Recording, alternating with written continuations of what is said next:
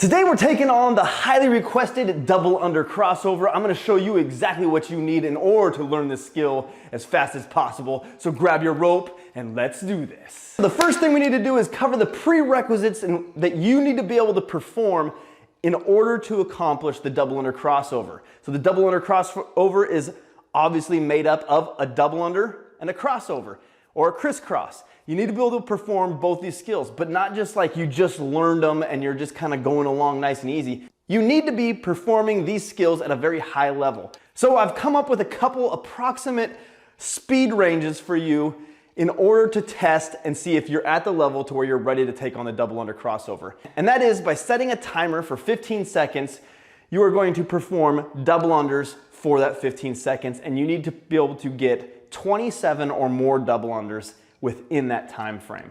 If you're just under that, you can still go after this, but if you come up short and you're having a lot of frustration with the skill, then you know you need to work on your rope speed with double unders or possibly with the crisscross as well. So the other one is doing the same thing, 15 seconds, max crisscrosses, and you are going to only be counting when you jump the rope with your arms crossed. So you need to be able to perform 17 or more crisscrosses in 15 seconds. Now, one thing to remember when you're practicing crisscross at high speeds, what you're really trying to focus on is just getting that motion really ingrained, just grooving that motion of your hands crisscrossing back and forth, and that you're hitting that same exact position over and over and over again. This is what builds your consistency and makes you successful with the crisscross time and time again, especially when it comes to high speeds. If you can beat both of those criteria, let's move on to the double under crossover. When taking on the double under cross, the first thing that you need to make a decision on is whether you're gonna have that first pass of the rope be your straight double under, or you're gonna start with the crossover. This is completely personal preference, so it doesn't matter which one you choose. Just make sure you choose the one that feels the best to you. You might feel more confident starting off with the crossover versus the double under, or vice versa, the double under before the crossover. I have always personally chosen to go with the double under, straight double under first, and then move to the crossover for my second rotation. But that's just what feels best to me. When I go the other way, I tend to mess up a lot more. So that's one way to find out too. The next technique aspect of the double under cross rope that you need to be aware of is what I refer to as the hip hinge. This is a slight bending at the hip that's helping you reach down and across in your cross position.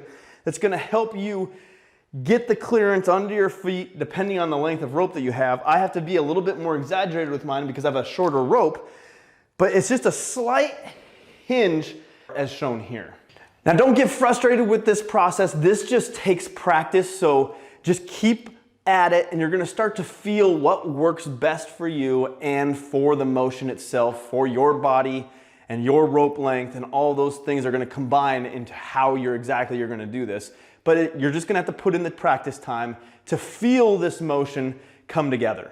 All right, so when you're gonna go for your first double under crossover, that is all I want you to do. I want you to go for one. You don't need to go for trying to get as many as you can out the door. Keep things small. Aim small, miss small, right? So we're just gonna go, you're gonna get into your double unders. And then when you're ready, throw in your cross. And if you can get right back into your double unders, perfect. If you have to if you stop, that's fine too. And then you're just gonna start over again. And just go for that again. And now maybe you'll try to get the cross, whether it's the first one or the second one, whatever works best for you. See, that's messy when I try to do the cross first. Let's try that again. So you get back into your doubles.